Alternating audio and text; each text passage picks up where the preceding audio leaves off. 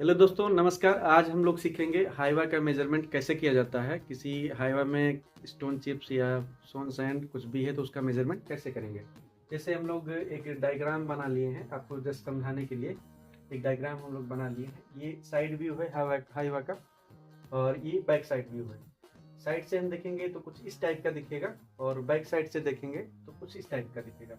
Suppose हम मान लिए आपको समझाने के लिए सिर्फ कि हाइवा में जो हमारा मटेरियल है वो कुछ इस टाइप से हाइट में भरा हुआ है। पीछे साइड में थोड़ा सा कम है, आगे की साइड में थोड़ा सा हाइट उसका ज़्यादा है। तो उस केस में हम लोग मेजरमेंट कैसे करेंगे यहाँ पे हम आपको समझाएंगे।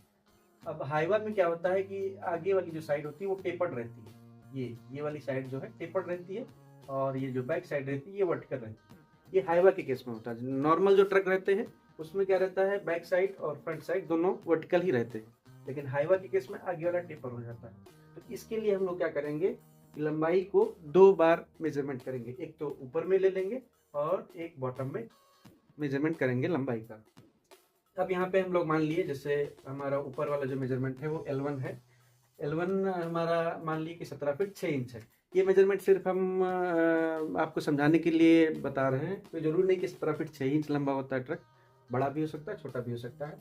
इसको हम L1 ले लिए 17 फीट 6 इंच और L2 हमारा 16 फीट 8 इंच हो गया। अब इसको हम लोग क्या करेंगे, पहले इंच में चेंज कर लेंगे। अब कुछ केस में क्या करते हैं कुछ लोग कि 17 फीट 6 इंच को 17.6 कर लेते हैं। जैसे 17.6 करेंगे तो उसका जो कैलकुलेशन आएगा उसका कुछ और आएगा। 17.6 का ये हमारा जो हो गया 17.6। 17.6 को हम इंच में चेंज करेंगे तो 12 से मल्टीप्लाई करेंगे तो 211.2 आ जाता है। लेकिन एक्चुअल में क्या होगा, ये 17.6 इंच है। इसका सही कैलकुलेशन क्या कैसे किया जाएगा, 17 इंटू 12 प्लस 6 होगा, ये 210 आना चाहिए। और इस तरीके से हम लोगों ने 210 लिख लिया। अब L2 जो दूसरी डायमेंशन हमारा उसको भी कन्वर्ट कर लेंगे इंच में। इसके लिए क्या करेंगे, 16 इंटू 12 प्लस 8 हो जाएगा, ये हमारा 200 इंच आ जाएगा। अब हम इसका क्या करेंगे, एवरेज ले लेंगे।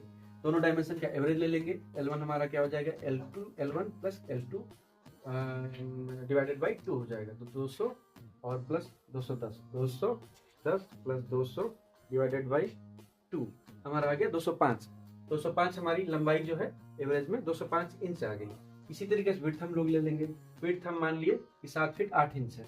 7 फीट 8 इंच को हम लोग इंच में बदलेंगे तो 7 इंटू 12 प्लस 8 92 इंच हो जाएगा।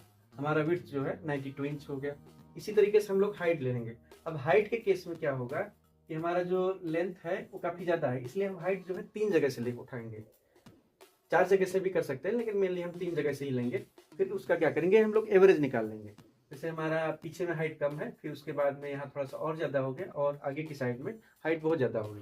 तो हम लोग क्या करेंगे, 3 जगह से हाइट ले लेंगे। यहाँ H1 हो गया, ये H2 और H3।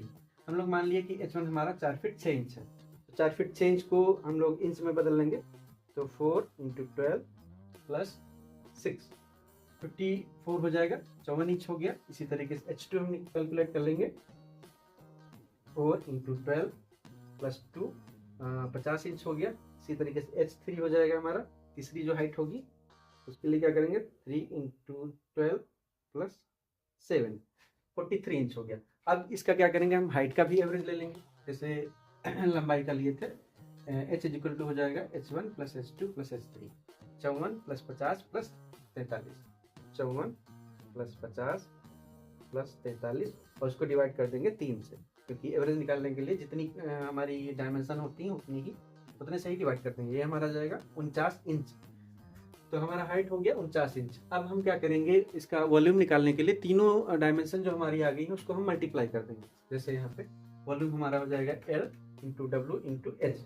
एल हमारा लंबाई यहाँ से आ गया 205 इंच और ये हमारा विड्थ 92 इंच यहाँ से आ गया और हमारा हाइट जो है 49 इंच यहाँ से लेंगे। अब हम इसको मल्टीप्लाई कर लेंगे, 205 इंटू 92 इंटू 49, ये हमारा आ गया 9 24 140 आ गया। ये हमारा आ गया क्यूबिक इंच। इसको क्या बोलेंगे हम लोग, क्यूबिक इंच। अभी जो हमारा वॉल्यूम आया है वो क्यूबिक इंच में आया है। अब हम इसको क्यूबिक फीट में निकालने के लिए 1728 से डिवाइड कर देंगे। ठीक है, अब इसको हम 1728 से डिवाइड कर देंगे। 1728 से डिवाइड करने के बाद हमारा आ जाएगा 534.8 क्यूबिक फीट आ गया। अब बहुत से लोगों के दिमाग में होगा कि 1728 से ही क्यों डिवाइड किया गया। वो इसलिए डिवाइड करते हैं क्योंकि एक क्यूबिक फीट में 1728 क्यूबिक इंच होते हैं। कैसे होते हैं हम यहाँ पे आपको समझाएंगे। देखिए, एक क्यूबिक फीट होता है, इसमें 12 इंच फीट जो लंबाई में होता है वो इंच में 12 इंच होते हैं उसमें। तो उसमें वॉल्यूम निकालने के लिए क्या करेंगे, 12 को 3 बार मल्टीप्लाई करेंगे। 12 इंटू 12 इंटू 12 यह आ जाएगा 1728। इसीलिए हम लोग जो यहाँ पे क्यूबिक इंच आया उसको क्यूबिक फीट में बदलने के लिए 1728 से डिवाइड करेंगे, तब जाके हमारा जो वॉल्यूम है वो क्यूबिक फीट में आएगा। अब हम यहाँ डिवाइड करके 1728 से जब डिवाइड किए 534.8 आ गया। राउंड फिगर में हम लोग लेंगे तो 535 क्यूबिक फीट आ गया। इस तरीके से इस हाइवा का जो इसमें जो क्वांटिटी होगा एग्रीगेट का, कोई भी एग्रीगेट हो जैसे स्टोन चिप्स हो या सैंड हो, उसका जो वॉल्यूम होगा वो 535 CFT हो जाएगा। इसी तरीके से और भी जैसे हाइवा होते हैं उसका भी डायमेंशन हम लोग कुछ और होगा, कैलकुलेशन जो होगा इसी टाइप से करेंगे, उसका भी वॉल्यूम इजीली निकाल सकते हैं। और जो ट्रक नॉर्मल ट्रक रहते हैं उसमें क्या होगा, दोनों साइड वर्टिकल होंगी। उस केस में क्या करेंगे, हम लोग एवरेज जो है लंबाई का नहीं लेंगे, सिर्फ बीच में मेजरमेंट कर लेंगे या ऊपर कर लेंगे, उससे भी काम चल जाएगा। दोनों का सेम क्वांटिटी उसी टाइप से आ जाएगा। धन्यवाद दोस्तों, फिर हम लोग मिलेंगे किसी और वीडियो में किसी और टॉपिक के साथ में। तब तक के लिए नमस्कार।